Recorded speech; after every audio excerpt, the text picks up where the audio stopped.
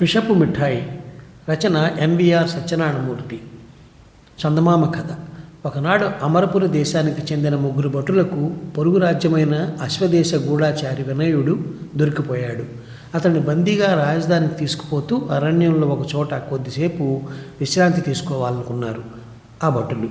వాళ్ళు వినయుడిని అక్కడ ఉన్న చెట్టుకు తాళ్లతో కట్టివేశారు. వినయుడి వద్ద భటులకు ఒక సంచి దొరికింది. ఆ సంచిలో వాళ్లకు ఒక పొట్లం కనిపించింది.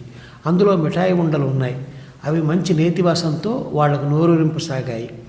వాటిని భటులు 3 భాగాలుగా చేసుకొని తినేందుకు సిద్ధమయ్యారు. అయితే వాళ్ళల్లో ఒకడు ఏదో అనుమానం కలిగినట్టు ముఖం పెట్టి, ఇందులో ఏదైనా విషయం కలిగి ఉండవచ్చు, తినకండి అని హెచ్చరించాడు. భటులు మిఠాయిని తినడమా మానడమా అన్న సందిగ్ధంలో పడ్డారు.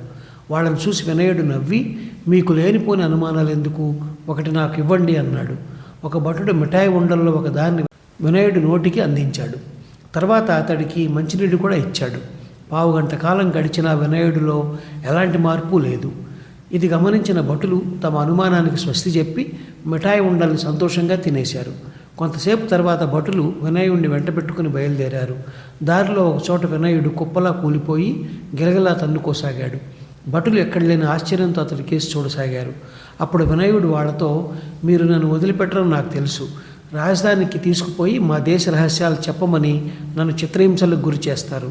ఇలాంటి ప్రమాదం రావచ్చని నేను ముందే ఊహించి దగ్గర విషం కలిపిన మిఠాయి ఉండలు ఉంచుకున్నాను. ఈ విషయం వెంటనే కాక కొంత ఆలస్యంగా పనిచేస్తుంది. అందువల్లనే ఇంకా విష ప్రభావానికి గురి కాని నా మాటలు నమ్మి మీరు మిఠాయిలు తిన్నారు అన్నాడు. ఇది విని భటులు 3 కొయ్యబారిపోయారు. వినయుడికి కాళ్ళు చేతులు కొట్టుకోవడం మరింత ఎక్కువైంది.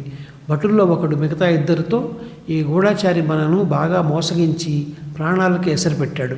మనం వీడి తర్వాత కదా విషం కలిపిన మిఠాయి తిన్నది. విష ప్రభావం మన మీద పనిచేయడానికి మరికొంత సమయం పట్టవచ్చు. అయినా ఇప్పుడేం చేయడం అన్నాడు బెంబేలు పడిపోతూ. ఈ దుర్మార్గుణ్ణి ఇక్కడే చావనిద్దాం. ఈ అరణ్య జంతువు వీడి శవాన్ని తినేస్తుంది.